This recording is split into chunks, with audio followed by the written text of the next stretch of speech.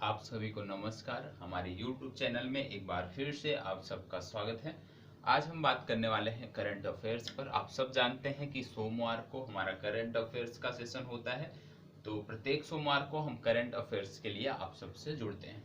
इसके अतिरिक्त यदि आप लोग चाहते हैं कि वार्षिक करंट अफेयर्स के रिवीजन का एक प्रोग्राम चालू किया जाए, तो प्लीज कमेंट बॉक्स में कमेंट करिएगा। निश्चित तौर पर सप्ताह में एक दिन आपका जो कंटिन्यू होता है सप्ताह का, वो चलता रहेगा रेगुलर, प्लस एक दिन हम रखेंगे जिस दिन हम रिवीजन सीरीज को प्रारंभ करेंगे।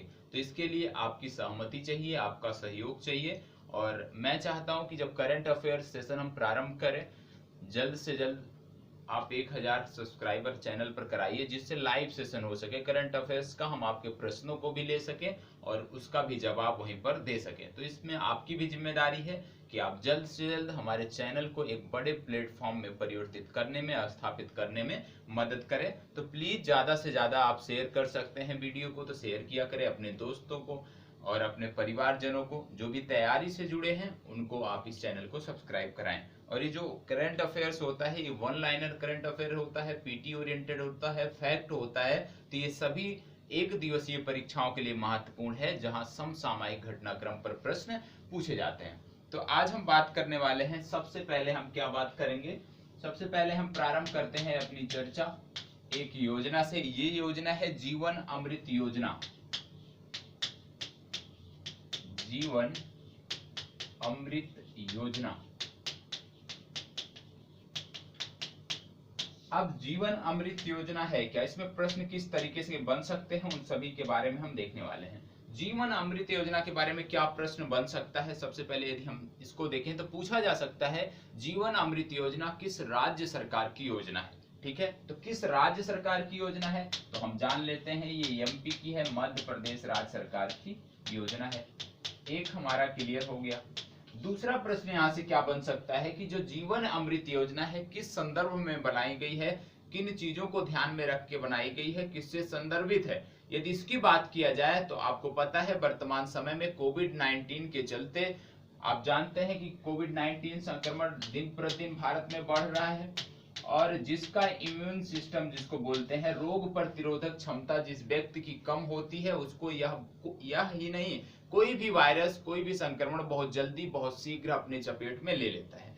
तो जो ये कार्यक्रम है जीवन अमृत योजना, ये बेसिकली बेस्ड है कहाँ पे, रोग प्रतिरोधक क्षमता बढ़ाने पर।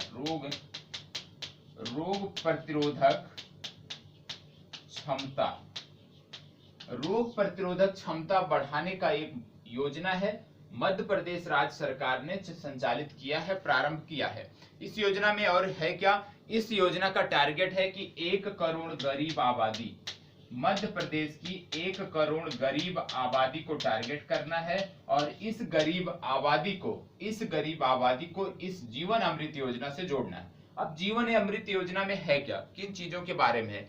इस योजना के अंतर्गत जो मध्य प्रदेश सरकार है एक चूर्ण तैयार करेगी, और ये जो चूर्ण होगा इसको बोलते हैं त्रिकुट बोलते हैं, मतलब 3 चीजों को मिलाकर बनाया गया है, त्रिकुट।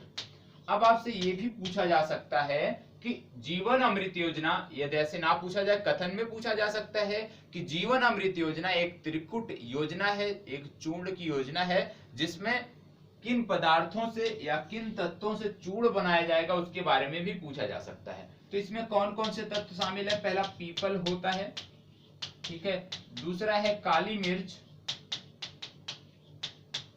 और तीसरा है अदरक।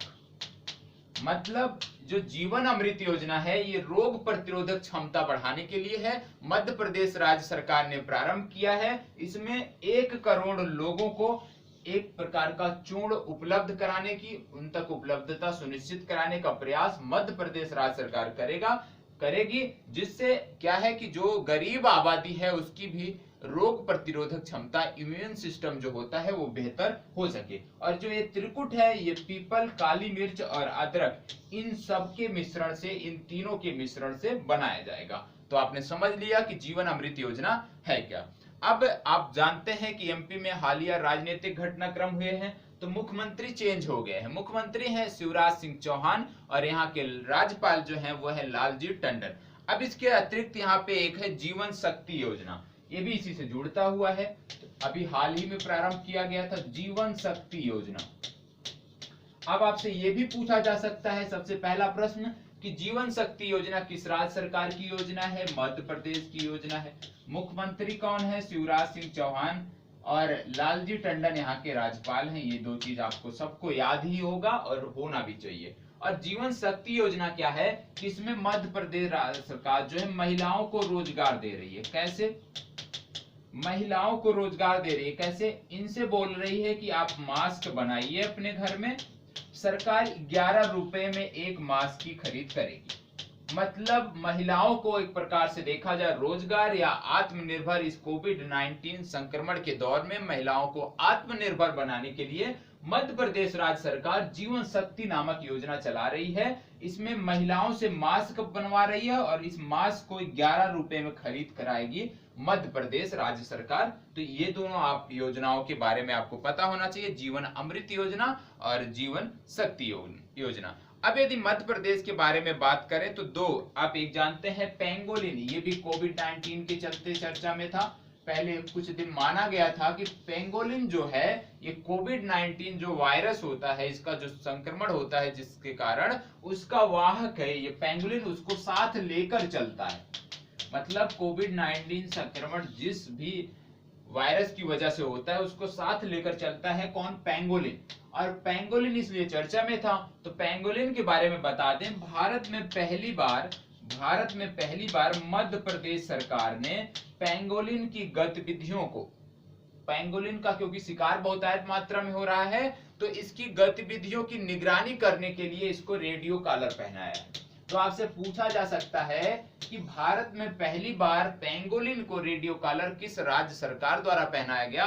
तो उसका उत्तर हो जाएगा मध्य प्रदेश राज्य सरकार। इसके अतिरिक्त आपको बता दें कि केंद्र सरकार द्वारा दिव्यांगजनों के लिए खेल केंद्र बनाया गया है। केंद्र सरकार द्वारा एक शहर को दिव्यांगजनों के खेल केंद्र के रूप में विकसित करने की बात की गई है, उसको बनाया गया है। तो वो शहर है ग्वालियर। तो जब भी आपसे बात किया जाए कि दिव्यांगजनों का जो खेल केंद्र है, दिव्यांगजनों के लिए खेल केंद्र किस शहर में है, तो वो जो है केंद्र सरकार का जो दिव्यांगजनों पर आधारित खेल केंद्र है वो ग्वालियर शहर में है। और आप जानते हैं कि ग्वालियर मध्य प्रदेश से संदर्भित है। इसके अतिरिक्त यहाँ पे है एक बाचा गांव, ये भी महत्वपूर्ण है। बाचा गांव जो है ये क्या है? पहला सोलर किचन गांव है, पूरे भारत का पहला सोलर किचन गांव है। ये बैतूल जिला में है, ये भी आपको पता होना चाहिए। ठीक है, बाचा गांव मध्य प्रदेश में बैतूल जिला में है, भारत का पहला सोलर किचन गांव है। ठीक है, सोलर किचन गांव है, ये याद रखिएगा। यदि भारत का बात किया जाए आपसे कि भारत का पहला गांव कौन सा है जो पूर्ण रूप से सौर ऊर्जा से संचालित होने वाला गांव बना है, पूर्ण रूप से सौर ऊर्जा से 100% सौर ऊर्जा, ये है अमासेबेलू नाम है इसका, ये है कर्नाटक में। अमासेबेलू कर्नाटक का गांव है, ये 100% सौर ऊर्जा से संचालित होने वाला ग्राम है। लेकिन यदि सोलर किचन की बात किया जाए तो उसका उत्तर होगा बाचा गांव, बैतूल जिला, मध्य प्रदेश। ठीक है, इसके अतिरिक्त यहाँ पे है एक ओरछा टाउन, ओरछा टाउन है निवारी में। ठीक है, ओरछा टाउन जो निवारी में है इसको यूनेस्को द्वारा वर्ल्ड हेरिटेज साइट में जोड़ा गया है। तो याद होना चाहिए क्योंकि जो यूनेस्को वर्ल्ड हेरिटेज साइट जोड़ती है वो आपके लिए महत्वपूर्ण हो जाता है उस वर्ष के लिए। तो ओरछा टाउन निवारी में है, मध्य प्रदेश में है, तो यूनेस्को ने इसको वर्ल्ड हेरिटेज साइट्स के रूप में जोड़ा है। तो आपसे ऐसे भी प्रश्न बन सकता है कि ओरछा टाउन जिसको यूनेस्को द्वारा वर्ल्ड हेरिटेज साइट में जोड़ा गया है किस प्रदेश से संदर्भित है? तो आपको पता होना चाहिए मध्य प्रदेश। ठीक है, तो प्रश्न किसी भी तरीके से पूछा जाए आपको उसके उत्तर के लिए तैयार रहना है। ठीक है, अब हम बात कर लेते हैं आयुष्मान भारत की।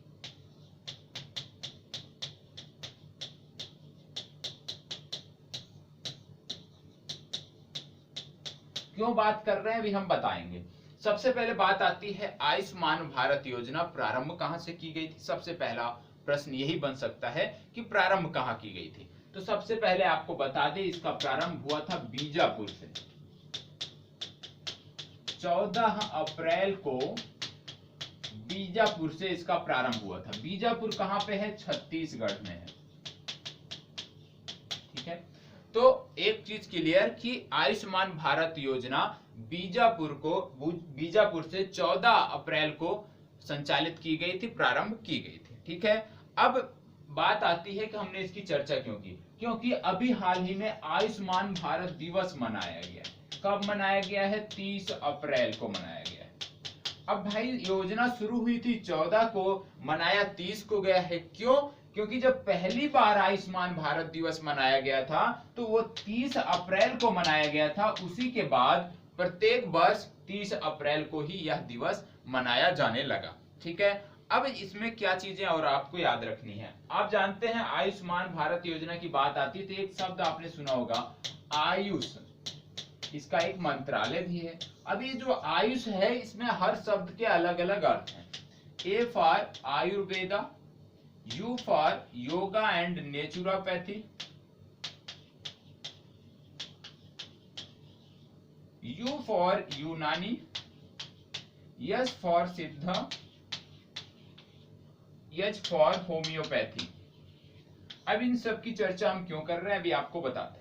सबसे पहले आयुर्वेदा बोला जाए, इसका ओरिजिन की बात आती है तो यह भारत की मेडिसिन मानी जाती है। ठीक है, इसका ओरिजिन भारत में माना जाता है। योगा एंड नेचुरोपैथी, इसकी भी ओरिजिन भारत में हुई थी, भारत में माना जाता है। फिर बात आती है यूनानी।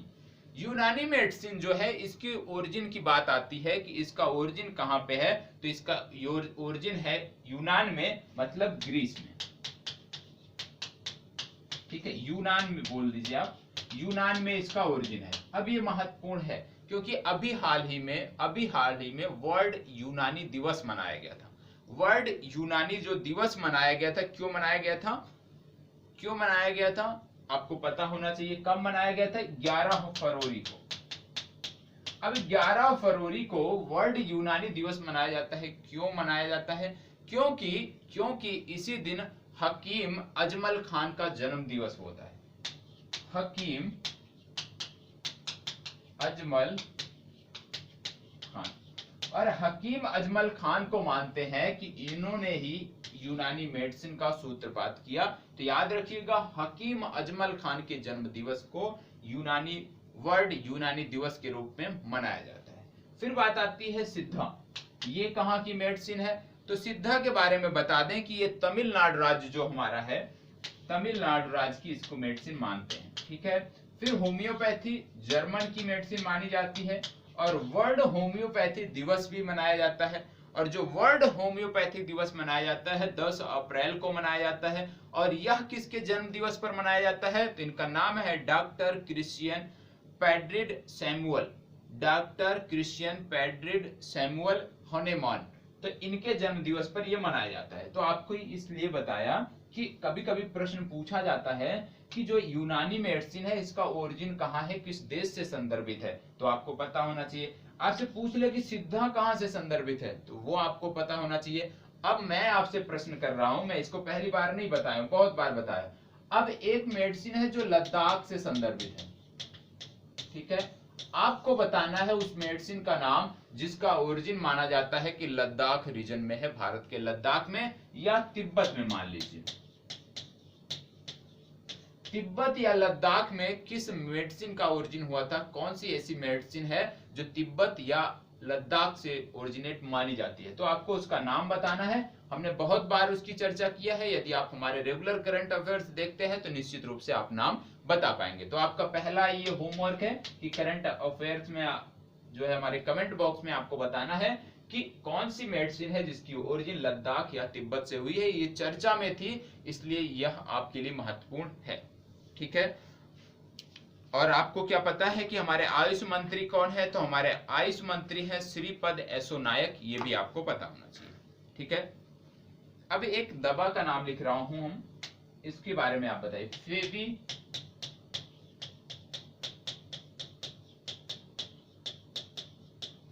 फेविपिराविर एक दवा है, फेविपिराविर। ये चर्चा में थी, महत्वपूर्ण है आप सबके लिए। क्यों महत्वपूर्ण है वो अभी हम बात करते हैं। तो फेविपिराविर क्या है? सबसे पहले ये एक दवा है। इसको बनाया किसने है? तो इसको बनाया है ग्लेनमार्क फार्मास्यूटिकल। किसने बनाया है? Glenmark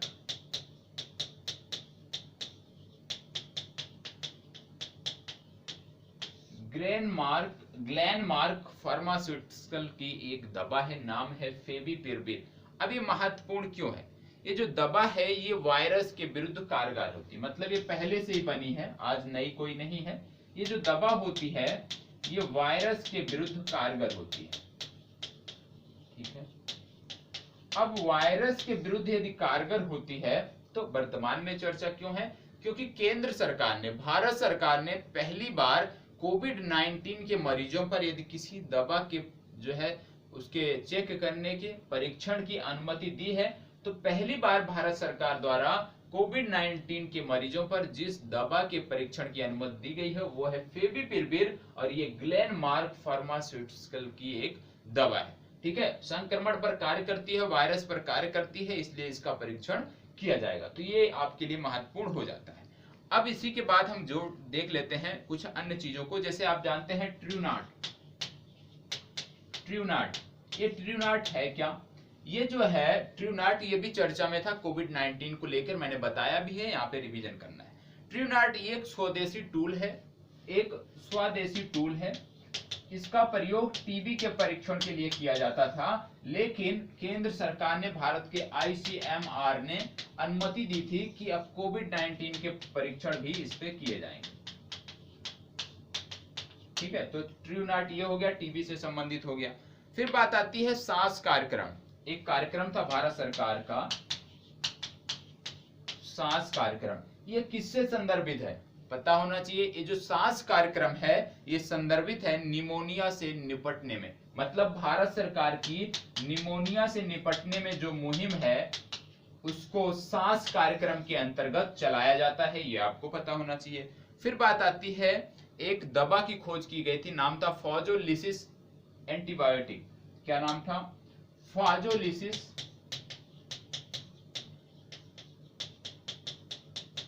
antibiotic.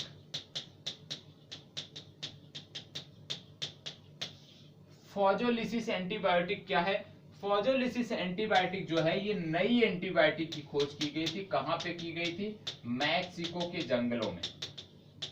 तो वर्तमान समय में आप जानते हैं कि पूरा विश्व संक्रमण से, कोविड-19 संक्रमण से जूझ रहा है।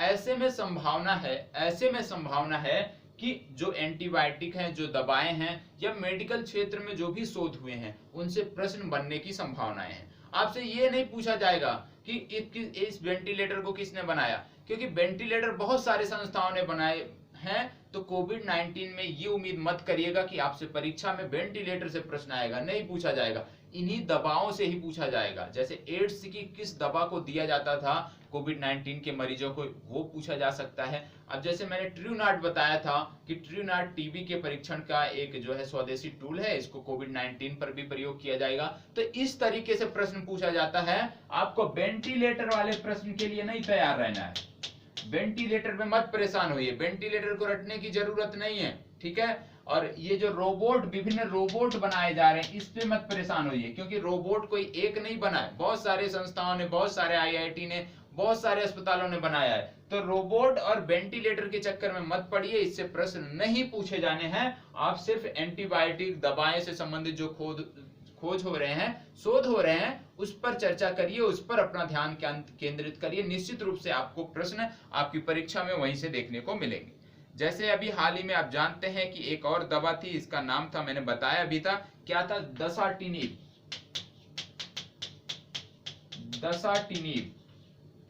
ये जो दसाटिनिब नामक दवा है ये भी महत्वपूर्ण थी। क्यों महत्वपूर्ण थी? ल्यूकेमिया एक कैंसर होता है, कैंसर का एक प्रकार है, ठीक है। तो ये जो कैंसर का एक प्रकार है ल्यूकेमिया, ब्लड कैंसर बोलते हैं इसको, तो इसकी एक दवा है दसाटिनिब। क्या दवा है ये? इसको जेनेरिक दवा घोषित कर दिया, मतलब जिस कंपनी ने इसको बनाया था उसने अपने जो अधिकार होते हैं इस दवा पर, उसको जो है मतलब जनहित के लिए इसको जेनेरिक दवा घोषित कर दिया। तो दसाटिनिब जेनेरिक दवा हो गई है किसकी? ब्लड कैंसर की। अब किसने घोषित किया, किस कंपनी की ये दवा थी, ये भी आपको पता होना चाहिए। तो ये जो दवा थी ये थी शिल्पा मेडिकेयर।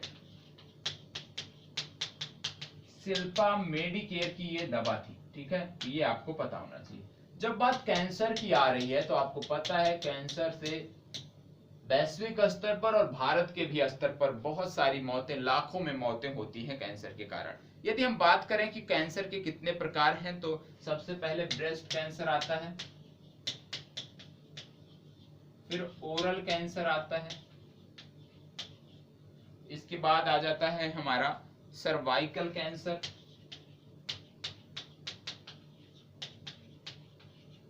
फिर इसके बाद लास्ट आ जाता है लंग। यदि हम भारत के स्तर पर देखें, कैंसर के ये 4 प्रकार मुख्यतः होते हैं। यदि भारत के स्तर पर देखें तो भारत में जो कैंसर के सबसे ज्यादा मामले पाए जाते हैं वो ब्रेस्ट कैंसर के होते हैं। ये भारत में ब्रेस्ट कैंसर के ये सबसे ज्यादा मामले सामने आते हैं। वैश्विक स्तर पर यदि देखें तो लंग कैंसर के सबसे ज्यादा मामले सामने आते हैं। ठीक है, भारत के स्तर पर ब्रेस्ट कैंसर और वैश्विक स्तर पर लंग कैंसर के मामले सबसे ज्यादा सामने आते हैं, ये भी आपको पता होना चाहिए। और एक इनिशिएटिव चलाई गई है उम्मीद,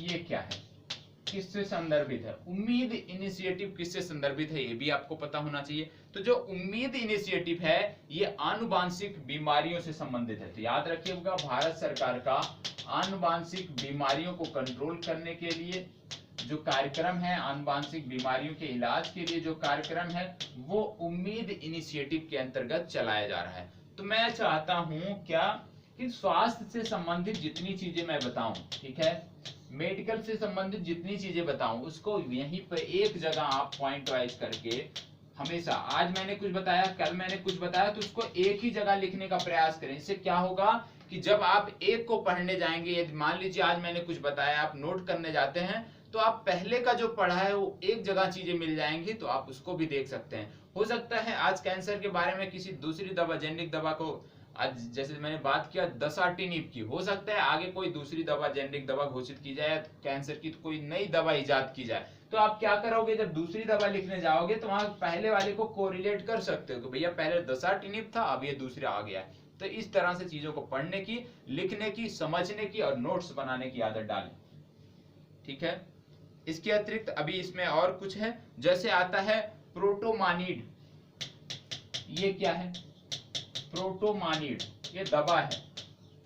प्रोटोमानिड जो है ये तपेदिक की दवा है।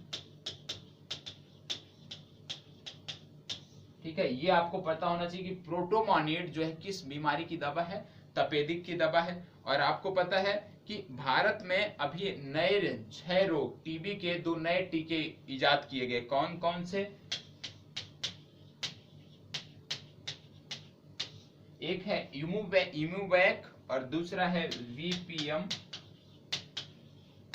अब इनका नाम देके पूछा जा सकता है कि इम्यूवैक, वैक मींस वैक्सीन, और वीपीएम 1002 ये किस रोग के टीके हैं? तो ये टीबी के हैं। तब 6 रोग जिसको बोलते हैं, ठीक है, टीबी के नए टीके इजाद किए हैं भारत ने, जिसको बोलते हैं इम्यूवैक और वीपीएम 1002।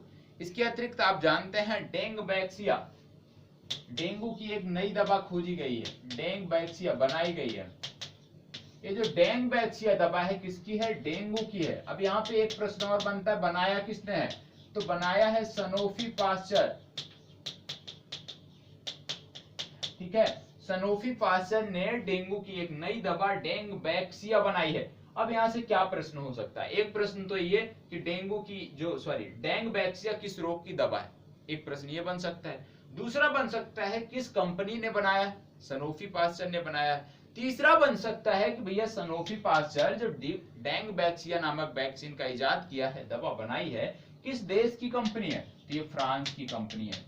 ठीक है, ये आपको पता होना चाहिए। आपका होमवर्क, फ्रांस के साथ हम एक युद्ध अभ्यास करते हैं। हमारे एयरफोर्स और फ्रांस के एयरफोर्स से एक युद्ध अभ्यास होता है, उसका नाम आपको कमेंट बॉक्स में बताना है कि हम भारत और फ्रांस के बीच कौन से वायुसेना अभ्यास होते हैं, उसका नाम आपको बताना है। बहुत ही आसान नाम है, कॉमन नाम है। अभी हाल ही में गोवा में हुआ था, हाल ही में नहीं, बहुत पहले हुआ था, लगभग 4 से 5 महीने हो गए। तो इसके 3 चरण होने थे, पहला गोवा में हुआ था, दूसरा और कहीं होना था, वो सारी चीजें आप बताएंगे। अब कुछ ऐप की बात कर लेते हैं, क्योंकि इस समय ऐप काफी चर्चा में है, डेली नया ऐप कोई निकलता है। सबसे पहले हम ऐप का नाम लिख दे रहे हैं, प्रज्ञाम ऐप, निगाह, ये सारे ऐप हैं, मोबाइल ऐप। तीसरा है कोविड फार्मा,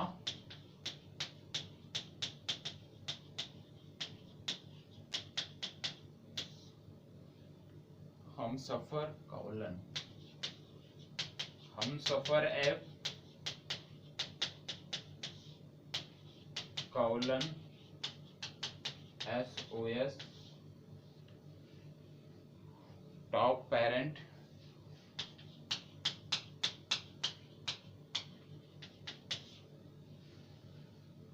हेल्प मी।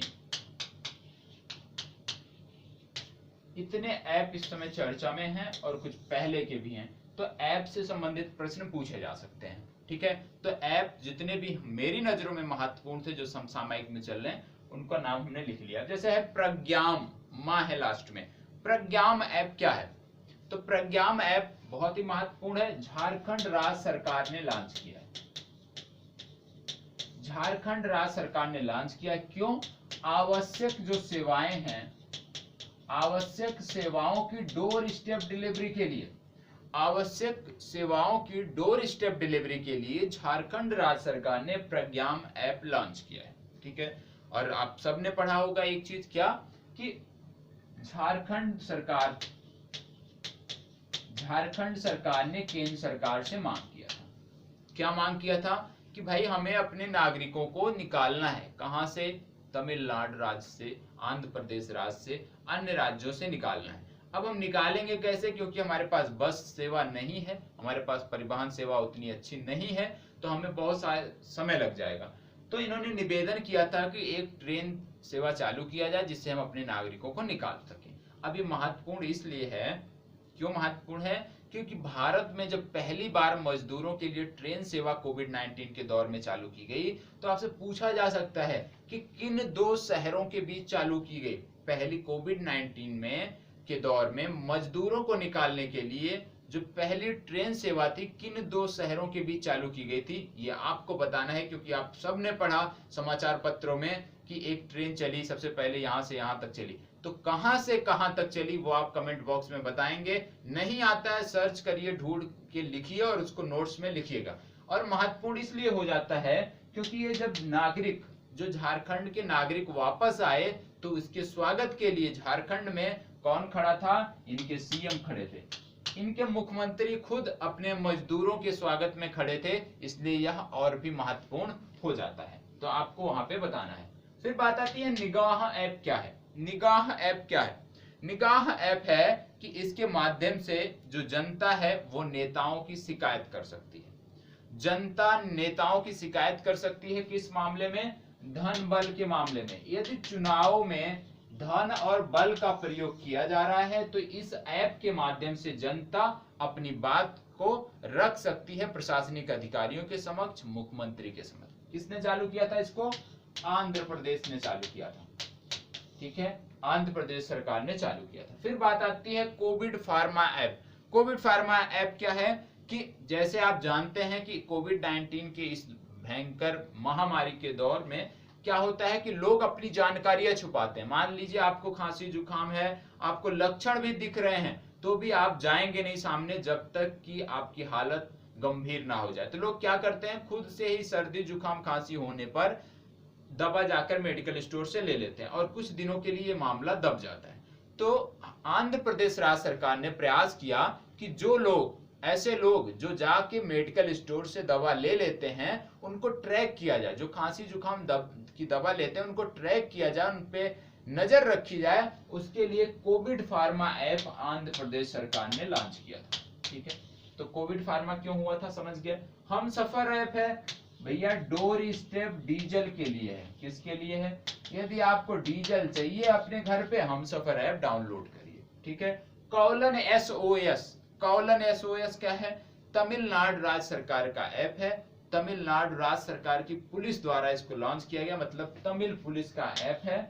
नागरिकों से संबंधित, नागरिकों से सुरक्षा से संबंधित, महिलाओं की सुरक्षा से संबंधित, तो colon SOS Tamil Nadu. Top parent, top parent जो ऐप है इसको किसने किया है? शिक्षा घर पर हो, शिक्षा लोगों की घर पर हो, किसने किया है? मध्य प्रदेश राज्य सरकार ने।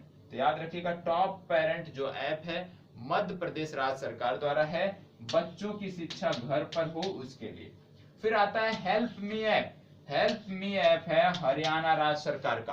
तो जितने ऐप महत्वपूर्ण थे आपके, उनकी चर्चा हमने कर लिया है, किससे संदर्भित थे वो भी बताने का प्रयास किया है। तो आपका कार्य होता है कि इसको अच्छे से रिवीजन करें, याद करने का प्रयास करें।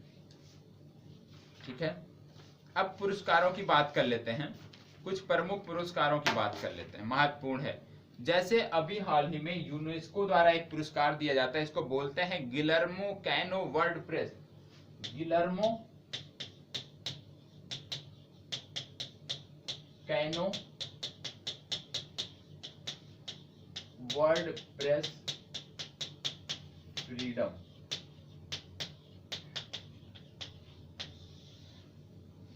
ठीक है, Guillermo canoe world press freedom award. अब इसमें पहला प्रश्न क्या बन सकता है कि Guillermo canoe world press freedom award किसके द्वारा दिया जाता है? सबसे पहला प्रश्न तो ये दिया जाता है यूनेस्को द्वारा। ठीक, अब यूनेस्को द्वारा दिया जाता है तो सबसे पहले यूनेस्को का फुल फॉर्म पता होना चाहिए, United Nation Educational Scientific and Cultural Organization. ठीक है, ये हो गया। फिर दूसरा प्रश्न बन सकता है कि भैया यूनेस्को का हेडक्वार्टर कहाँ है? तो यूनेस्को का जो हेडक्वार्टर है वो पेरिस में है, फ्रांस के अंतर्गत आता है। तीसरी बात बन सकती है इसके प्रमुख कौन है? तो आंद्रे एजोले इसके प्रमुख हैं, ये भी आपको पता होना चाहिए। ठीक है, इतनी चीजें हमने देख लिया। अब किसको मिला है ये चीज देख लेते हैं। तो जिनको मिला है उनका नाम है जीनेत बेडोया लिमा। जीनेत बेडोया लिमा। जीनेत बेडोया लिमा को ये अवार्ड दिया गया है, Guillermo canoe world press freedom award UNESCO द्वारा दिया जाता है। ठीक है, पिछली बार किसको दिया गया कथन में ये भी पूछा जा सकता है। तो बहुत ही चर्चित पत्रकार थे पिछली बार के, विश्व स्तर पर इनकी चर्चा हो रही थी, दबाव पड़ रहा था संबंधित देश पर, फिर उसने इसको रिलीज किया था। इनका नाम था क्याओसो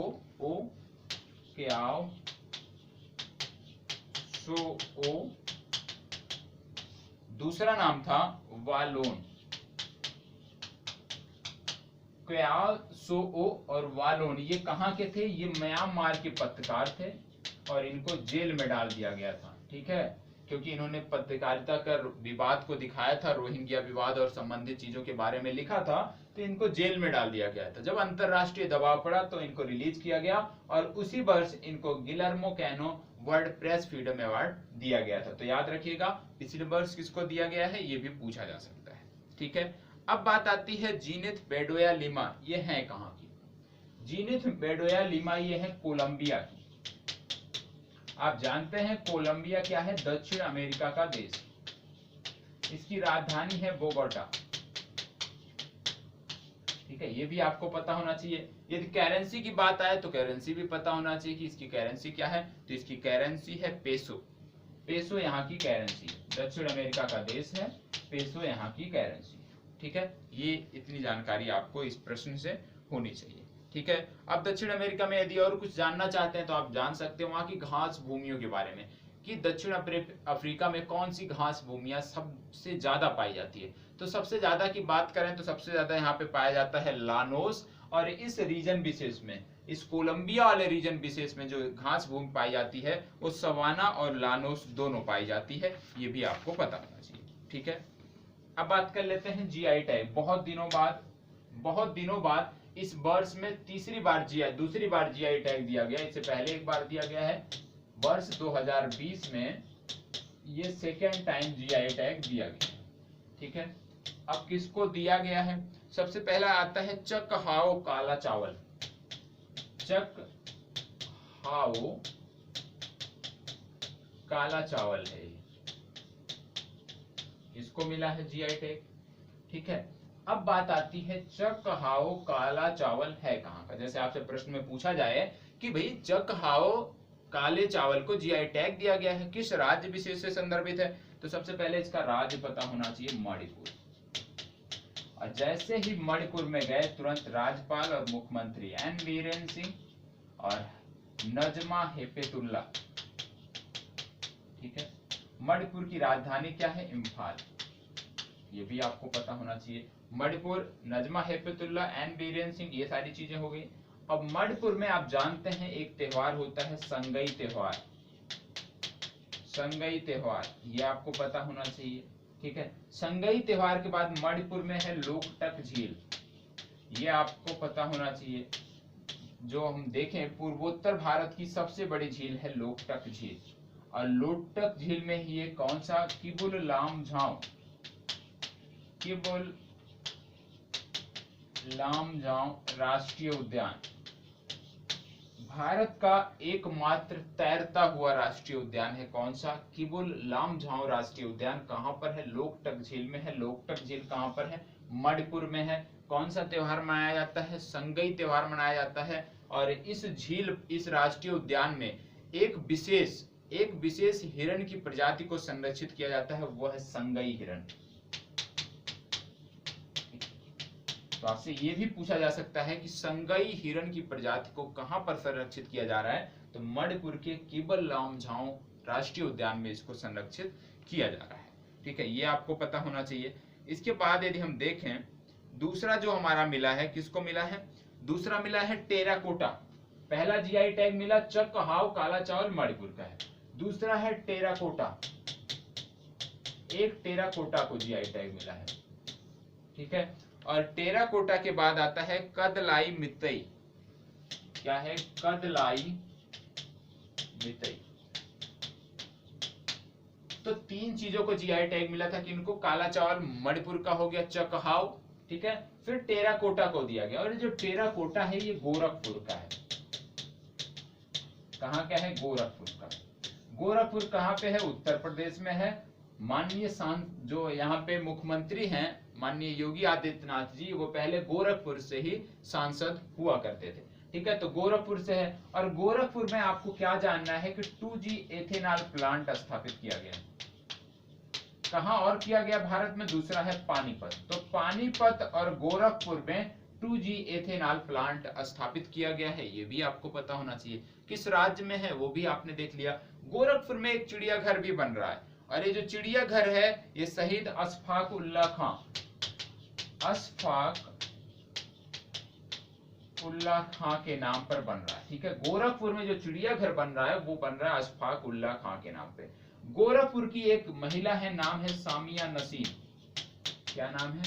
सामिया नसीम। ये नाम क्यों महत्वपूर्ण है? ये शिकागो में जज बनी है। कहां पे? शिकागो, अमेरिका में। ये भारतवंशी है, गोरखपुर की रहने वाली है, गोरखपुर इनका जन्म स्थान था। सामिया नसीम नाम है, शिकागो में जज बनी है, ये भी आपको पता होना चाहिए, ठीक है। अब बात कर लेते हैं पानीपत का। हमने देख लिया पानीपत में भी 2G एथेनॉल फैक्ट्री है। तो भारत में दो जगह स्थापित की गई, पहला गोरखपुर और दूसरा जो है हमारा पानीपत। अब तीसरी बात आती है, तीसरा हमने नाम क्या लिया था? तीसरा हमने नाम लिया था कदलाई मित्तई।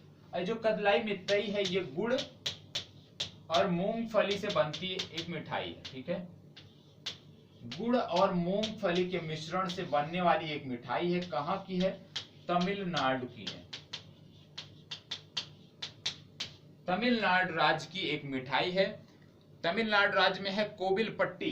तो कोविलपट्टी में ये पाई जाती है, कोविलपट्टी की है, जिसको जीआई टैग मिला है, ठीक। कदलाई मित्तई मिठाई कहाँ की? कोविलपट्टी की। किस राज्य से? तमिलनाडु राज्य से। कैसे बनाई जाती है? गुड़ और मूंगफली के मिश्रण से बनाई जाती है। इसमें एक महत्वपूर्ण चीज ये है कि यहाँ पे एक नदी है, नाम है थामी बरानी। क्या नाम है? थामी। इस नदी के पानी को विशेष रूप से इस मिठाई में प्रयोग किया जाता है। थामी बरानी जो नदी है, इसके पानी को विशेष रूप से इस मिठाई में प्रयोग किया जाता है। तो ये भी आपको पता होना चाहिए। आपसे ऐसे भी पूछा जा सकता है कि थामी बरानी नदी जो है किस राज्य में बहती है, किस राज्य से संदर्भित है। तो ये सारी चीजें आपने देख लिया। तो मैंने बोला कि ये दूसरी बार जीआई टैग दिया गया है। इससे पहले भी वर्ष 2020 में कुछ जीआई टैग दिए गए हैं। वो कौन कौन से हैं वो भी देख लेते हैं। ये है सोहरई और कोहबर। सोहरई और कोहबर, ये क्या होता है? ये आर्ट होता है। ठीक है, तो सोहरई और कोहबर आर्ट को भी जीआई टैग वर्ष 2020 में दिया गया। ये कहां से संदर्भित है? तो ये झारखंड के हजारीबाग से। कहां पे है? झारखंड के हजारीबाग।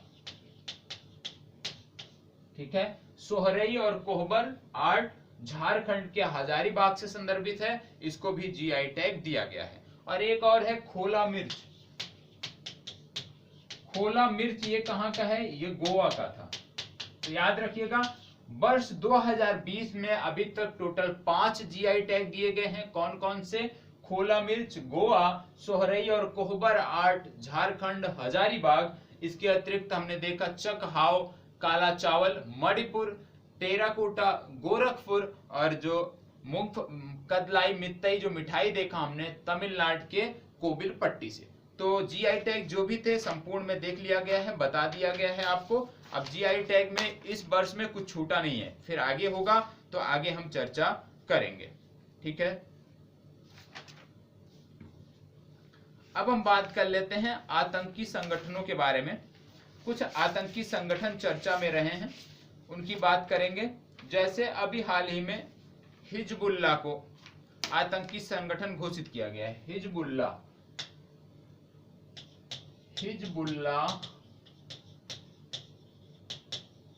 इसको आतंकी संगठनों की सूची में डाला गया है।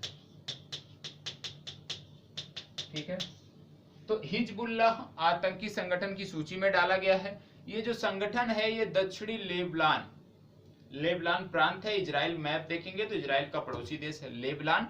तो दक्षिणी लेबनान व बेका घाटी में शिया बहुल क्षेत्रों में विस्तारित है। मतलब ये जो हिजबुल्लाह संगठन है विशेष रूप से जो लेबनान प्रांत है वहां की राजनीतिक जो गतिविधियां होती हैं, राजनीति में भी यह सक्रिय है लेबनान प्रांत के, और उसी विशेष देश विशेष में यह सीमित है, लेकिन इसके प्रभाव बाहर भी देखे जाते हैं। तो विशेष रूप से यह संगठन दक्षिणी लेबनान से संबंधित है। ठीक है, इसका उद्देश्य है कि लेबनान में जैसा ईरान में इस्लामी शासन है उसी तरह का शासन स्थापित किया जाए, इसके लिए प्रयासरत है। इसको समर्थन मिलता है ईरान और सीरिया का समर्थन मिलता है। शिया बहुल जो इलाके हैं वहां पर इसका विस्तार पाया जाता है। ठीक है, अब हम कुछ आतंकी संगठनों के नाम लिख रहे हैं जो आपके लिए जैसे पूछा जा सकता है, नाम देके कि किस रीजन विशेष से है। तो जैसे है, पहला है अल शबाब, दूसरा है बोको हाराम। अल शबाब, बोको हाराम। तीसरा है हक्कानी, तालिबान तो सब जानते हैं, उसकी बात नहीं करेंगे हम। और एक और है ओरोमो लिबरेशन फ्रंट, जो चर्चा में थे हाल ही में, उनकी हम बात कर रहे हैं। ठीक है, तो अल शबाब की बात आती है तो अल शबाब ये जो संगठन है आतंकी, ये सोमालिया विशेष में संदर्भित है, सोमालिया में अपनी गतिविधियां चलाता है। बोको हराम आप जानते हैं, काफी एक प्रकार से देखें नरसंहार किया इसने, कहां पे है? नाइजीरिया में। ठीक है, तीसरा है हक्कानी। हक्कानी कहां पे संदर्भित है? हक्कानी आप जानते हैं, जैसा कि आप तालिबान के बारे में जानते हैं उसी तरह से हक्कानी भी अफगानिस्तान से संदर्भित है। ठीक है, और जो ओरोमो लिखा हमने, ओरोमो लिबरेशन फ्रंट, ये संबंधित है इथियोपिया से। कहां से? इथियोपिया से। तो आतंकी संगठनों के जो भी चर्चा में रहे उनके नाम कम से कम आपको पता होना चाहिए, तो नाम के बारे में आपको जानकारी होनी चाहिए। जैसे जैश ए मोहम्मद जानते हैं, इंडिया में है। इसके अतिरिक्त यदि हम देखें अलकायदा, तो सीरिया में था, लेकिन अब अलकायदा में बहुत सारे विघटन हो गए हैं, तो अलग अलग नामों से यह संगठन ज्यादातर अफ्रीकी देशों में अब फैल रहा है। जैसे सोमालिया की बात करें तो जो हमने देखा अभी सोमालिया में अल शबाब, ये अलकायदा से ही अलग हुआ एक संगठन है। ठीक है, अब हम बात कर लेते हैं चकमा और हाजोंग शरणार्थियों के बारे में।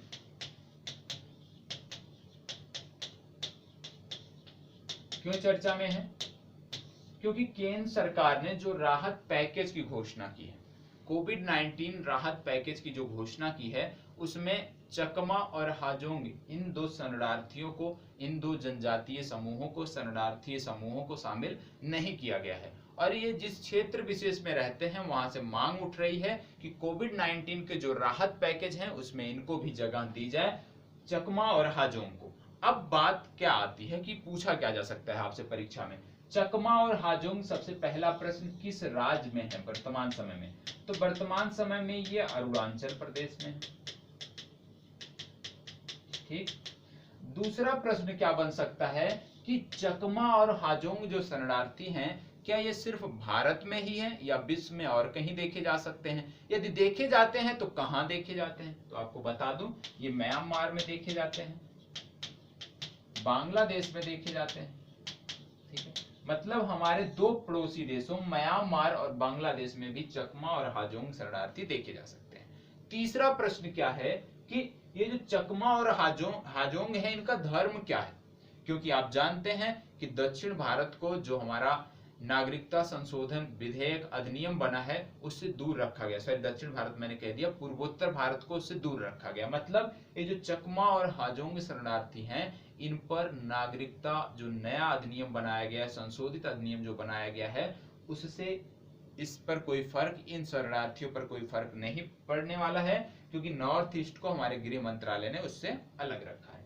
अब ये बात आती है कि इनका धर्म क्या है, तो चकमा जो है ये बौद्ध धर्म से संबंधित है और हाजोंग जो है ये हिंदू धर्म से संबंधित है। ठीक है, याद करने का तरीका, हा से हिंदू, चकमा बौद्ध। ठीक है, अब तीसरा प्रश्न क्या बन सकता है कि भाई चकमा और हाजोंग नाम के आगे लिखा है शरणार्थी, तो ये आए कहां से थे, किस देश से आए थे, तो ये जो है ये आए थे बांग्लादेश से। क्यों आए थे, क्योंकि वहां पे इनका धार्मिक उत्पीड़न हो रहा था। ठीक है, और इसके बाद जब ये बांग्लादेश से लगे हुए राज्यों में आने लगे तो उस समय की केंद्र सरकार ने इनको ले जाकर अरुणाचल प्रदेश में बसा दिया था। तो ये चीज आपने समझा कि कहां से आए थे, किन राज्यों में पाए जाते हैं, किस प्रदेश में पाए जाते हैं, क्या नागरिकता संशोधन अधिनियम से इनको वरीयता दी गई है, जी हाँ वरीयता दी गई है। अब एक और जरूरी प्रश्न क्या बन सकता है, क्या इनको मतदान का अधिकार है, इन शरणार्थियों को क्या मतदान का अधिकार है, तो जी हाँ वर्ष 2004 से इनको मतदान का अधिकार दिया गया है। तो याद रखिएगा, एक कथन ये भी मिल सकता है कि क्या चकमा और हाजोंग शरणार्थियों को मतदान का अधिकार दिया गया है, जी हाँ मतदान का अधिकार है। कब से है, वर्ष 2004 से है। ठीक है, इसके बाद यदि हम बात करें कि ये आए कहां से थे, बांग्लादेश से आए थे। बांग्लादेश में एक स्थान है, उस पर एक नदी बहती है, उस स्थान से नाम है कर्णफुली नदी, याद रखिएगा कर्णफुली नदी, यहीं से यह विवाद आरंभ हुआ था। जो ये कर्णफुली नदी है बांग्लादेश में, यहाँ पर वर्ष 1960 में एक बांध बनाया गया था, उसका नाम था कपटाई बांध। ठीक, कहां पे बनाया गया था, कर्णफुली नदी पर एक कपटाई बांध बांग्लादेश में 1960 के दशक में, 1960 के वर्ष में कह सकते हैं, वो बनाया गया था। जब बांध बनता है तो आप जानते हैं बहुत सारे क्षेत्र जलमग्न होते हैं, तो उसी में जो हाजोंग और चकमा शरणार्थियों के क्षेत्र थे, गृह निवास स्थल जहां पे था, वो सारा हो गया जलमग्न, और जो जलमग्न हो गया तो इन्होंने अन्य भागों में पलायन करना चालू कर दिया, बांग्लादेश के अन्य भागों में। आप जानते हैं बांग्लादेश की ज्यादातर आबादी मुस्लिम आबादी है, ऐसे में इनको धार्मिक उत्पीड़न का शिकार होना पड़ा, और जब इनका धार्मिक उत्पीड़न होने लगा तो ये भाग के अपने पड़ोसी देश भारत में आए, इस उम्मीद में कि हिंदू बाहुल्य राज्य है, हिंदू बाहुल्य राष्ट्र है, हो सकता है कि हमें नागरिकता मिल जाए कुछ वर्षों बाद, और बाद के वर्षों में इनको नागरिकता भी मिली और मतदान का अधिकार भी इनको दिया गया। तो क्या चीजें हैं इसमें वो आपने देख लिया। अब बात आती है अरुणाचल प्रदेश की, तो अरुणाचल प्रदेश में एक दो चीजें देख लेते हैं हम। जैसे यहाँ पे है डिक्सी जल विद्युत परियोजना, काफी विवादित थी। आप जानिए कि अरुणाचल प्रदेश से जो भी घटनाक्रम होते हैं बहुत ही विवादित होते हैं। यदि किसी मंत्री स्तरीय केंद्रीय मंत्री का दौरा हो, हमारे प्रधानमंत्री का दौरा हो, रक्षा मंत्री का दौरा हो या गृह मंत्री का दौरा हो अरुणाचल प्रदेश में, तो आप जानते हैं कि हर बार चीन प्रश्न उठाता है, चीन की मीडिया, चीन के जो आधिकारिक वहां पे प्रशासनिक अधिकारी हैं वो इस पर प्रश्न उठाते हैं, और जब प्रश्न चिन्ह करते हैं इस दौरे पे तो ये महत्वपूर्ण हो जाता है, क्योंकि चीन ज्यादा अरुणाचल प्रदेश के ज्यादातर हिस्सों को अपने राज्य विशेष का हिस्सा मानता है। तो डिक्सी जल परियोजना जो है ये फुडुंगटो नदी है, फुडुंगटो नदी पर है। कहां पर है? अरुणाचल प्रदेश की बात कर रहे हैं तो निश्चित तौर पर अरुणाचल प्रदेश में होगी। अब एक बात बताएं कि भारत सरकार का जो सबसे उभरता ग्रीन टूरिस्ट डेस्टिनेशन है वो भी अरुणाचल प्रदेश को चुना गया है, ये भी आपको पता होना चाहिए। तीसरी बात आती है कि यहाँ पे लगता है परशुराम कुंड मेला, ये आपको पता होना चाहिए कि भैया परशुराम कुंड मेला कहाँ पे लगता है? अरुणाचल प्रदेश में लगता है, ठीक है। और यहाँ पे नामदफा टाइगर रिजर्व विश्व का सबसे ऊंचाई पर स्थित टाइगर रिजर्व है, ठीक है। मौलिंग राष्ट्रीय उद्यान है, यहाँ पे सेसा ऑर्चिड सेंचुरी है, ये भी आपको पता होना चाहिए कि सेसा ऑर्चिड सेंचुरी कहाँ पे है? तो अरुणाचल प्रदेश में है। पखवी वाइल्ड लाइफ सेंचुरी है, ये भी यहीं पे है। तो मौलिंग, पखवी, सेसा और नामदफा ये चार महत्वपूर्ण हैं अरुणाचल प्रदेश से संबंधित वन्य जीव अभ्यारण्य, राष्ट्रीय उद्यान और टाइगर रिजर्व। तो ये आपको पता होना चाहिए। आपको ये भी पता होना चाहिए कि सिसेरी रिवर ब्रिज भी यहीं पे बना है, सिसेरी रिवर ब्रिज भी यहीं पर बना है अरुणाचल प्रदेश में, ठीक है। अब बढ़ते हैं आगे और एक और महत्वपूर्ण पुरस्कार इस समय दिया गया है, उसकी बात हम कर लेते हैं।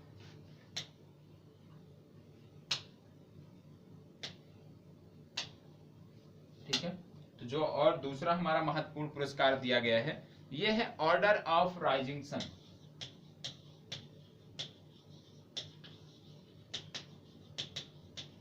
सबसे पहला है प्रश्न कि ऑर्डर ऑफ राइजिंग सन किस देश द्वारा दिया जाता है? तो ये जापान का सर्वोच्च पुरस्कार इसको बोलते हैं, ठीक है। इस कैटेगरी में 4 से 5 कैटेगरियां हैं इसमें, ये जापान का सर्वोच्च पुरस्कार है ऑर्डर ऑफ राइजिंग सन। पिछले वर्ष ये दिया गया था श्याम शरण को, कुछ दिन पहले श्याम शरण, लगभग मान के चलिए 2019 में श्याम शरण को दिया गया था। ये हमारे राजदूत थे, ठीक है, पूर्व राजदूत थे जापान में, उनको यह पुरस्कार दिया गया था, ठीक है। अब राजदूत की बात आई है तो हमें यह भी पता होना चाहिए कि वर्तमान समय में हमारे राजदूत कौन से हैं। तो संजय कुमार वर्मा हमारे राजदूत हैं यहाँ पे, ये भी हमने देख लिया, संजय कुमार वर्मा यहाँ पे राजदूत हैं, ये हमने देख लिया। श्याम शरण देख लिया जापान के बारे में। अब यह पुरस्कार इस बार किसको दिया गया है? तो इस बार एक डॉक्टर को दिया गया है और इनका डॉक्टर का नाम है थोंगजाम धवाली सिंह, थोंगजाम धवाली।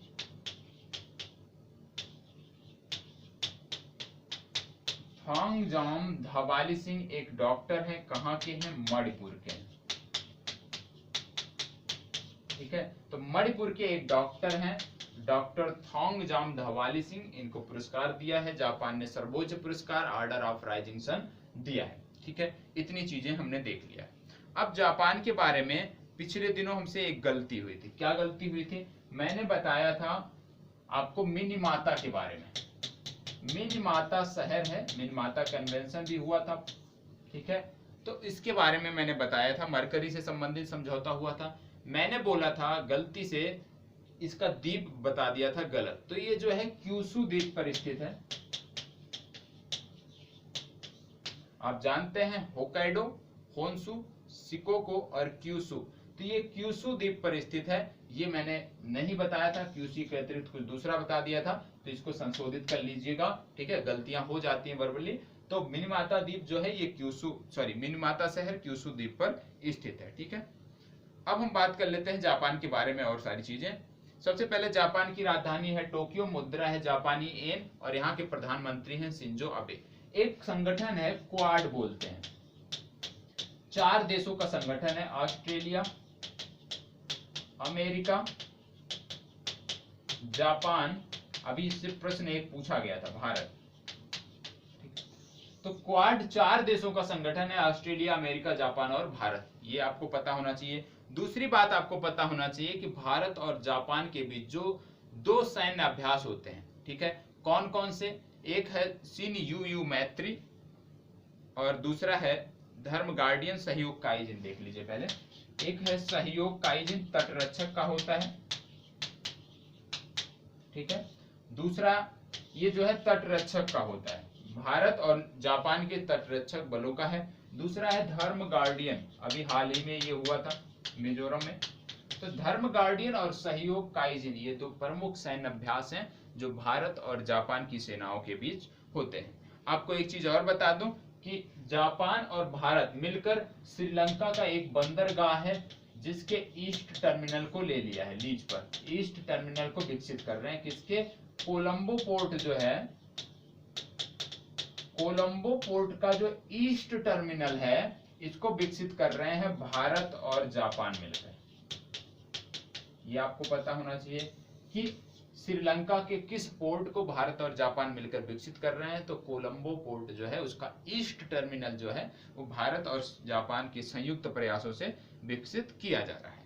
ठीक है, तो जापान के बारे में और हम आपको बता दें कि यहाँ पे एक नया युग प्रारंभ हुआ है, एक समाप्त हुआ है। तो आपको ये भी पूछा जा सकता है किस युग की समाप्ति हुई है। तो एक युग है रीवा, एक है हिसेई, एक के सम्राट है नारुहितो, एक है अकिहितो। इतना सबको पता होगा। समस्या कहां पे होती है कि भाई कि कौन से सम्राट पहले थे, अब कौन से हैं। तो रीवा युग वर्तमान समय में जापान में चल रहा है और इसके सम्राट हैं नारुहितो। हिसेई युग की समाप्ति हुई है, इसके सम्राट थे अकिहितो। ये युग अब समाप्त हुआ है। तो जापान से संदर्भित एक प्रश्न ये भी बन सकता है, तो इसके लिए भी आपको तैयार रहना है। ठीक है, इसके अतिरिक्त अभी 25वें निक्केई पुरस्कार भी दिए गए हैं। ठीक है, तो 25वें निक्केई पुरस्कार ये भी देख लीजिए।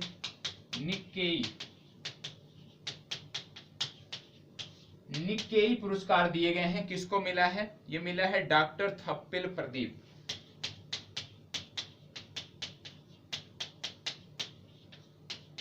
डॉक्टर थप्पिल प्रदीप को निक्केई पुरस्कार दिया गया 25वां। तो ये भी आपको पता होना चाहिए। ठीक है, 25वें निक्केई पुरस्कार डॉक्टर थप्पिल प्रदीप को दिया गया है। ये कहाँ के हैं? आईआईटी मद्रास के प्रोफेसर हैं। ये भी आपको पता होना चाहिए, आईआईटी मद्रास के प्रोफेसर हैं। और जब बात आ जाती है आईआईटी मद्रास की तो कुछ चीजें आपको याद होनी चाहिए। क्या? सबसे पहले आईआईटी जो मद्रास है, इन्होंने अभी हाल ही में एक आर्टिफिशियल इंटेलिजेंस पर आधारित ड्रोन बनाया था जो मानव गतिविधियों, जो विदेशी ड्रोन होते हैं, जो स्पाई ड्रोन होते हैं, उसको कैसे नियंत्रित किया जाए, उसके लिए आईआईटी मद्रास ने एक आर्टिफिशियल इंटेलिजेंस से लैस ड्रोन बनाया था। ये आपको पता होना चाहिए। ग्रैफ्समैन नामक रोबोट भी इन्होंने बनाया है, ये भी आपको पता होना चाहिए। और एक चीज और याद रखिएगा कि भारत का पहला आईआईटी जिसने ब्रेन एटलस बनाया है वो है आईआईटी हैदराबाद। ये चीज भी आपको पता होना चाहिए। ठीक है, अब हम बात कर लेते हैं डेमो 2 मिशन की। डेमो 2 मिशन हाल ही में चर्चा में था। तो डेमो 2 मिशन है क्या? सबसे पहले किसका है? ठीक है, तो ये नासा का है। किस लिए है डेमो 2 मिशन जो है, किस लिए है? तो डेमो 2 मिशन जो है इसके बारे में आपको पता होना चाहिए कि यह इसमें जो है अंतरिक्ष यात्रियों को अंतरिक्ष स्टेशन पर, अंतरराष्ट्रीय अंतरिक्ष स्टेशन पर अंतरिक्ष यात्रियों को भेजा जाएगा। पहली बात, डेमो 2 मिशन अंतरिक्ष यात्रियों को अंतरिक्ष स्टेशन पर भेजेगा। ठीक है, किसका है? नासा का है। नासा किसके सहयोग से चला रही है? तो स्पेस एक्स। स्पेस एक्स एक कंपनी है, इनका रॉकेट बहुत प्रसिद्ध है, नाम है फॉल्कन 9। तो फॉल्कन 9 रॉकेट से भेजा जाएगा। लेकिन जब आपसे कभी परीक्षा में पूछा जाए कि फॉल्कन नामक रॉकेट किस संस्था का है, किस कंपनी का है, किस स्पेस एजेंसी का है, तो किस संस्था का है? स्पेस एक्स का है। इसके प्रमुख हैं एलन मस्क। ये एलन मस्क की कंपनी है, ये भी आपको पता होना चाहिए, बहुत ही महत्वपूर्ण है। ठीक है, बहुत ही पावरफुल रॉकेट है ये फॉल्कन। तो एलन मस्क की कंपनी है स्पेस एक्स और इन्हीं की द्वारा फॉल्कन 9 रॉकेट से इस मिशन को, डेमो 2 मिशन को अंजाम दिया जाएगा। एक टेस्ला कंपनी है, गाड़ियों की एक कंपनी है टेस्ला, वो भी इन्हीं की कंपनी है एलन मस्क की। तो वो भी आपसे पूछा जा सकता है। ठीक है, अब कब भेजा जाएगा? तो 27 तारीख के दिन रखा गया है, 27 तारीख को इसको प्रक्षेपित किया जाएगा। और यदि हम बात करें तो स्पेस एक्स जो कंपनी है, ये इसका पहला क्रू मिशन है। मतलब मानव रहित क्रू मिशन और भेजने का ये पहला प्रयास है स्पेस एक्स द्वारा, तो ये भी आपको पता होना चाहिए।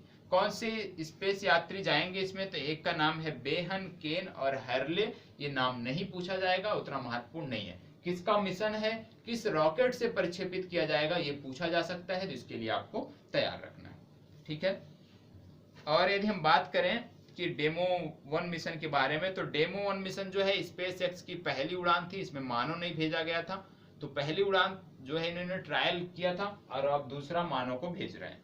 अब इसमें कुछ चीजें और भी हैं, कुछ मिशन और भी हैं, उसके बारे में हम देख लेते हैं। जैसे नासा का कुछ और मिशन है, आप जानते हैं कि ड्रैगन फ्लाई, बार बार बताता हूं, जब तक याद ना हो जाए तब तक चीजों को इसी तरह से देखना है। Clipper, Parker, dragon fly, clipper, Parker. इसके अतिरिक्त आप जानते हैं कि सनराइज अभी हाल ही में लॉन्च किया गया था। अब इनके अलग अलग महत्व हैं। पिछले वीडियो में कुछ मिशन के बारे में बताया था, लेकिन वो बहुत ही महत्वपूर्ण थे क्योंकि उसकी चर्चा बहुत कम देखने को मिलती है, किताबों में भी नहीं मिलती है। तो प्रीवियस वीडियो में आप जाके उन चीजों के बारे में देख लीजिएगा। अब जो ड्रैगन फ्लाई मिशन है, ये जो शनि का चंद्रमा है यूरोपा के लिए है। ठीक है, यूरोपा के अध्ययन के लिए ड्रैगन फ्लाई मिशन नासा का मिशन है। ठीक है, शनि ग्रह के चंद्रमा टाइटन, शनि का उपग्रह है टाइटन, उसके अध्ययन के लिए ड्रैगन फ्लाई मिशन नासा भेजेगा। शनि का चंद्रमा है। ठीक है, तो सबसे पहली बात, ड्रैगन फ्लाई मिशन शनि ग्रह के चंद्रमा टाइटन के लिए भेजा जाएगा। दूसरा है क्लिपर मिशन। क्लिपर क्या है, बृहस्पति का जो चंद्रमा है यूरोपा, इसके लिए भेजा जाएगा। और मैंने बताया था बृहस्पति के 2 चंद्रमा के बारे में मैंने बताया था। एक जो बृहस्पति का सबसे बड़ा चंद्रमा है, क्या नाम है, और जो सबसे छोटा चंद्रमा है उसका क्या नाम है। अब यूरोपा सबसे बड़ा चंद्रमा है या सबसे छोटा चंद्रमा है बृहस्पति का, ये आपको बताना है कमेंट बॉक्स में। मैंने बताया था एक और गैनीमीड मैंने बताया था, तो आपको बताना है गैनीमीड बड़ा चंद्रमा है या यूरोपा बृहस्पति का बड़ा चंद्रमा है, ये आपको कमेंट बॉक्स में बताना है गैनीमीड और यूरोपा के बारे में। ठीक है, पार्कर मिशन आप सब जानते हैं सूर्य के अध्ययन के लिए है, और इसी तरह से इसरो का भी एक मिशन है आदित्य L1। ठीक है, सनराइज मिशन क्या था, सौर कणों के अध्ययन के लिए भेजा जाएगा। सौर कणों के अध्ययन के लिए नासा का मिशन है। तो जो प्रमुख मिशन है उनके बारे में आपको रेगुलर पढ़ना चाहिए, याद हो जाए तो भी चीजों को रिपीट करना चाहिए। ठीक है, और एक चीज और जान लीजिएगा कि लीसा एक मिशन था, बहुत ही महत्वपूर्ण है आज के समय में। ये किसका मिशन था, सबसे पहली बात, ये यूरोपीय स्पेस एजेंसी, ठीक है, यूरोपीय एजेंसी का मिशन था। ESA, यूरोपीय स्पेस एजेंसी का मिशन था। है क्या ये, आप जानते हैं कि अंतरिक्ष के जो वैज्ञानिक होते हैं, अंतरिक्ष के जो यात्री होते हैं, हो सकता है कभी भी उन पे संकट आए, तो उनको संकट से बचाने के लिए, अंतरिक्ष यात्रियों को सुरक्षित वापस लाने के लिए या अंतरिक्ष स्टेशन में ही सुरक्षित रखने के लिए जो मिशन है उसको बोलते हैं लीसा। इसका फुल फॉर्म है लूनर इवैक्यूएशन सिस्टम असेंबली। ठीक है, लूनर इवैक्यूएशन सिस्टम असेंबली यूरोपीय स्पेस एजेंसी का एक मिशन है। किसके लिए है, अंतरिक्ष वैज्ञानिकों की रक्षा के लिए। अब हम आ जाते हैं आगे और अगला प्रश्न देखते हैं क्या है। अगला प्रश्न है इम्यूनिटी पासपोर्ट की बात हो रही थी। इम्यूनिटी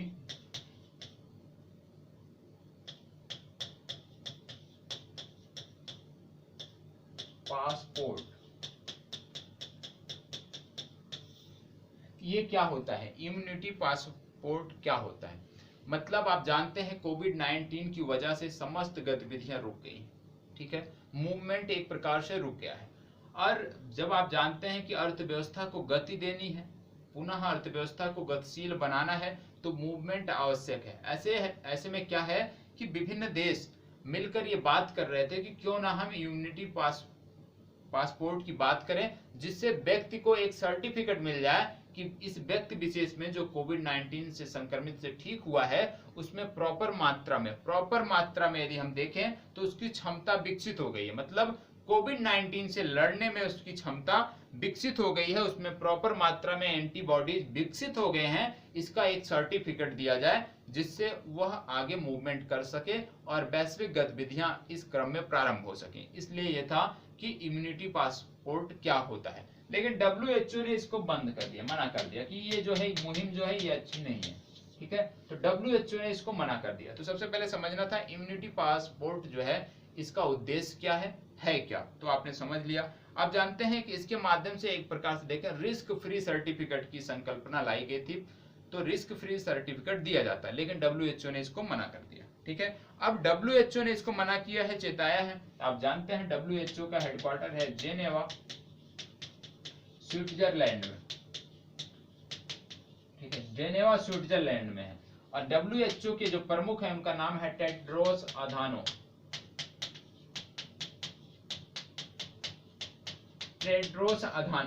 और जो टेड्रोस अधानो हैं ये कहाँ के रहने वाले हैं? इरिट्रिया के रहने वाले। अब यहीं से महत्वपूर्ण हो जा रहा है, ध्यान दीजिएगा।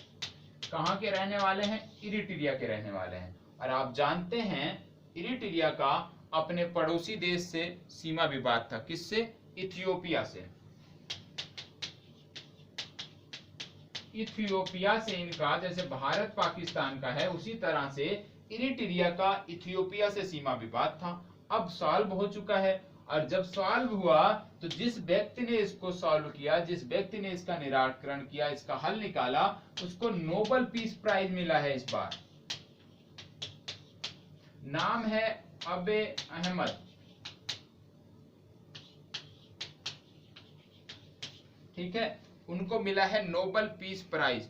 अबे अहमद नाम है इनका, इनको मिला है नोबेल पीस प्राइज। अब आपसे पूछा जा सकता है कि भैया अबे अहमद जिनको नोबेल पीस प्राइज दिया गया किस रीजन से दे दिया गया? वो मैंने बताया बॉर्डर विवाद था, बॉर्डर इशू था। ठीक है, अब आपसे पूछा जाए, मैं पूछूं कि ये किस देश के हैं, किस देश के प्रधानमंत्री हैं, क्योंकि ये प्रधानमंत्री हैं इरिट्रिया के कि इथियोपिया के, तो ये आपको पता होना चाहिए। तो ये इथियोपिया के प्रधानमंत्री हैं, ये भी आपको पता होना चाहिए। तो इस तरह से चीजों को जोड़कर पढ़ने की आदत डालें, मन भी लगेगा पढ़ने में, चीजें बेहतर होंगी, याद भी रहेंगी, किसी को आप समझा भी सकेंगे, बता भी सकेंगे। ठीक है, अब हम आगे देख लेते हैं थोड़ी सी और जानकारी क्या है। अगला हमारा मलेरिया के बारे में। मलेरिया के बारे में थोड़ा सा जानकारी WHO ने दिया था। क्या? क्योंकि WHO देख रहे हैं तो हम मलेरिया के बारे में थोड़ी सी जानकारी कर लेते हैं। मलेरिया के बारे में पता क्या होना चाहिए आपको कि इसका लक्ष्य कब है समाप्त करने का, WHO का, भारत इसको कब समाप्त करेगा, तो टारगेट क्या है वो आपको पता होना चाहिए। सबसे पहले WHO का क्या है टारगेट मलेरिया के लिए, फिर इंडिया का क्या है टारगेट मलेरिया के लिए, वो आपको पता होना चाहिए। ठीक है, तो WHO की यदि हम बात करें तो WHO द्वारा टारगेट रखा गया है कि वर्ष 2030 तक 90% मौतों को कम करना है, 90% मामलों को कम करना है। WHO ने वर्ष 2030 तक जो मलेरिया के लिए टारगेट रखा है वो है कि 90% मामलों को कम करना है। मलेरिया की वजह से जो 90% मौतें होती थी उनमें 90% मौतों को कम करना है, और 35 देशों को मलेरिया फ्री करना है। कम से कम 35 देशों को फ्री करना है किससे? मलेरिया से। ये WHO का वर्ष 2030 तक का टारगेट है। भारत का टारगेट क्या है?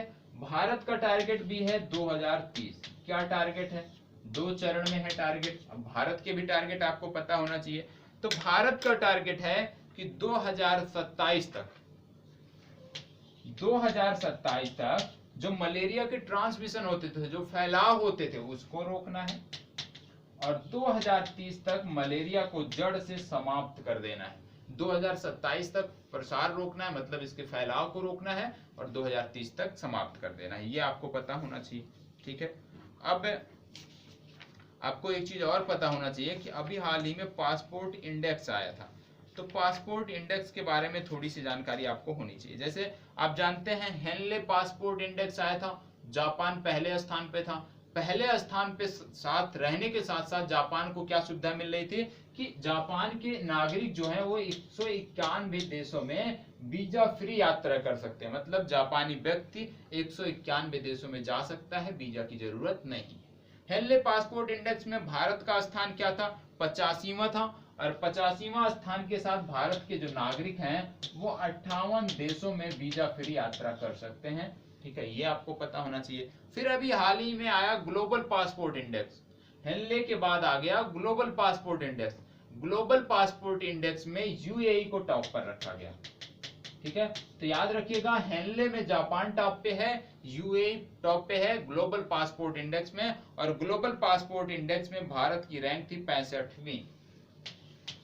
65वीं रैंक भारत की थी। उसमें कितनी थी? 85वीं। तो याद रखिएगा, दोनों के लास्ट में 5 है। तो क्या देखना है आपको, वो चीज आपको याद होना चाहिए। तो डेमो हो गया, ये सारी चीजें हो गई। एक दो टॉपिक और बचे हैं, उनकी चर्चा हम कर लेते हैं। सबसे पहले जैसे है जन औषधि सुगम ऐप, एक ऐप हम भूल गए थे, जन औषधि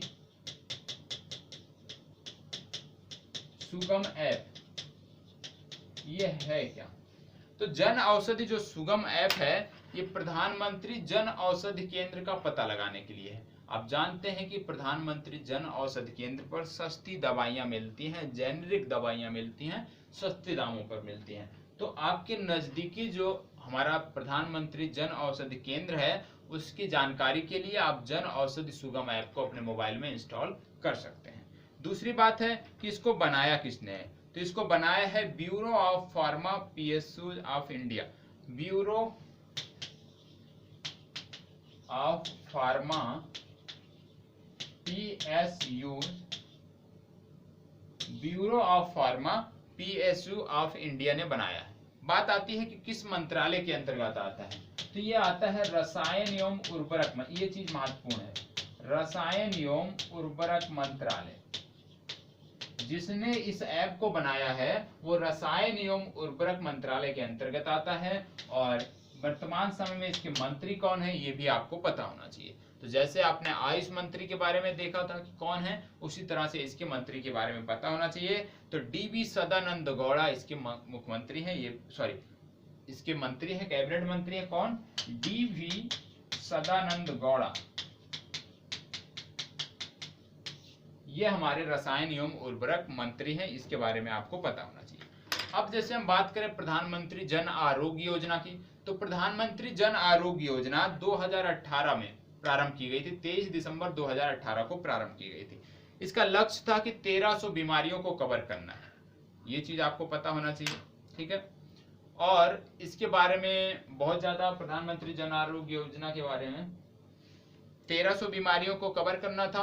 कुछ परिवार थे, परिवारों का लक्ष्य दिया गया था कि संबंधित परिवार में इस तरह की सुविधाएं हो तो ये अपने अंडर आएंगे। तो आपको क्या बताना है इसके लिए, जन आरोग्य योजना के लिए आपको बताना है कि इसमें कितने रुपए का बीमा कवर दिया गया, कितने रुपए का बीमा कवर दिया जाता है, ये आपको बताना है। आपका होमवर्क है लास्ट आज का, प्रधानमंत्री जन आरोग्य योजना के अंतर्गत कितने रुपए का बीमा कवर दिया जाता है। दूसरा प्रश्न है, क्या इसमें कोई उम्र की सीमा है, क्या इसमें उम्र की कोई सीमा है, ये भी आपको बताना है। तो आज के लिए इतना ही, आज अपनी चर्चा यहीं पे समाप्त करते हैं। और मैंने आपसे पूछा है एक प्रश्न, एक सुझाव मांगा है कि क्या आप चाहते हैं कि वार्षिक करंट अफेयर्स की रिवीजन सीरीज भी प्रारंभ की जाए, क्योंकि आगामी कुछ एग्जाम आने वाले हैं। तो यदि आप चाहते हैं तो प्लीज कमेंट बॉक्स में कमेंट करिएगा, सुझाव दीजिएगा। उसके साथ साथ प्लीज ज्यादा से ज्यादा लोगों तक चैनल को पहुंचाइए। हमारे संस्थान द्वारा बहुत ही बेहतर चीजें आप तक उपलब्ध कराई जा रही हैं। और ये जो चैनल है ये पूरी तरह से मेरे अंतर्गत चलाया जाएगा। तो इसमें जो भी चीजें आप चाहेंगे कि इस परीक्षा की तैयारी कराई जाए, इन चीजों से, देखिए परीक्षा की बात आती है तो ये मध्य प्रदेश राज्य विशेष से संबंधित किसी भी परीक्षा की तैयारी के लिए आप बताएंगे, निश्चित रूप से कार्यक्रम चलाए जाएंगे। दूसरी बात आती है कि इस चैनल पर आपको यूपीएससी के लेवल का जो हमारा आंसर राइटिंग प्रोग्राम होता है, आंसर राइटिंग प्रोग्राम जो हमारा यूपीएससी लेवल का है वो सप्ताह के 3 दिनों सोमवार और इसके बाद बुधवार और शुक्रवार, ये 3 दिन जो हमारा है, इस 3 दिन आपको यूपीएससी लेवल का उत्तर लेखन, बाकी के दिनों में जैसे मंगलवार, मंगल, बृहस्पति और शनि, इन 3 दिनों आपको एमपी विशेष का जो एमपी का न्यू पाठ्यक्रम है, नया जो पाठ्यक्रम है हमारा, नया सिलेबस है, उसके आधार पे आंसर राइटिंग कराया जाता है। तो याद रखिएगा कि आपको इस चैनल पर करंट अफेयर्स मिलेगा, करंट अफेयर्स के साथ साथ आपको उत्तर लेखन कार्यक्रम मिलेगा 3 दिनों एमपी विशेष का कार्यक्रम मिलेगा जो राज्य विशेष पर आधारित होगा, और इन 3 दिनों जो मिलेगा वो सबके लिए महत्वपूर्ण है, चाहे आप राज्य विशेष से जुड़े हों या यूपीएससी की तैयारी कर रहे हो। तो यहीं पे अपनी चर्चा समाप्त करते हैं।